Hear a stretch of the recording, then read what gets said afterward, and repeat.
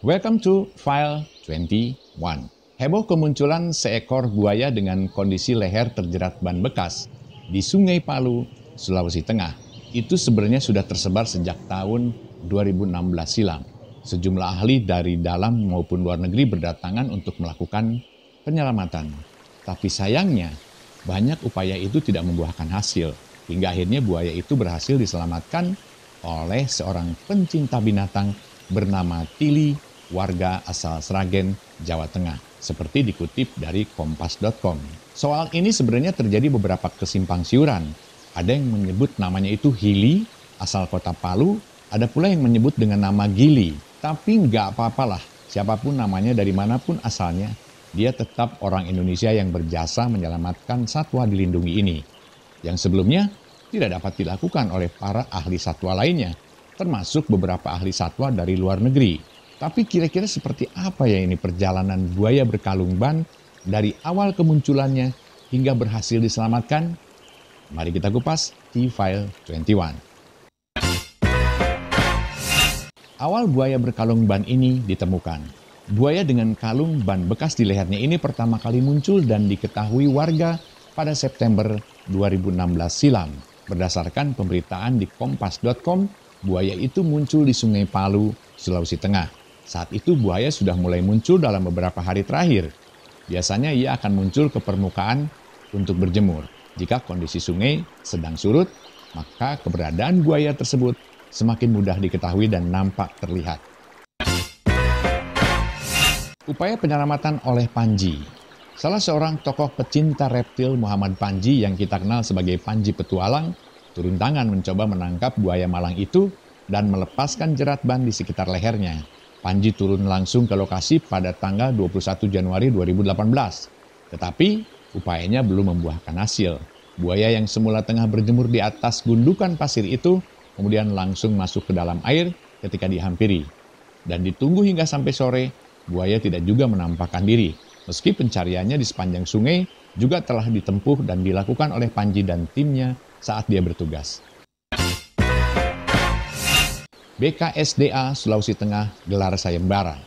Badan Konservasi Sumber Daya Alam atau BKSDA Palu menggelar sayembara berhadiah. Sayembara ini digelar karena BKSDA tidak memiliki sumber daya manusia yang memadai untuk melakukan penyelamatan.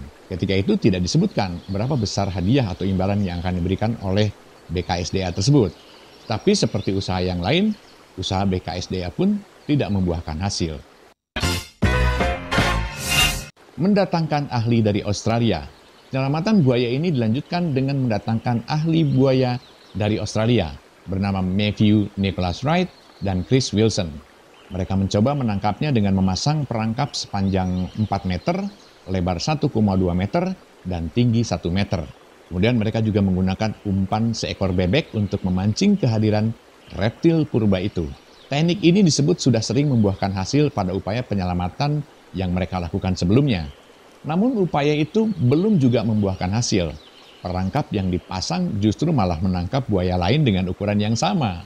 Lalu mereka pun mencoba dengan cara lain, yaitu dengan menerbangkan umpan bebek menggunakan drone. Dua ahli ini sempat berhasil menangkap buaya yang menjadi target. Sayangnya buaya itu kembali masuk ke dalam air karena riuhnya warga yang menyaksikan. Dan mereka pun kembali ke Australia tanpa membuahkan hasil setelah melakukan pengejaran beberapa hari. Ahli dari Amerika Serikat datang ke Palu. Tidak hanya dari Australia, ahli buaya asing lain pun datang ke Palu untuk membebaskan buaya berkalung ban tersebut. Dia adalah Forrest Galente, yang merupakan pembawa acara televisi di program Extinct Our Life on Animal Planet di Discovery Channel.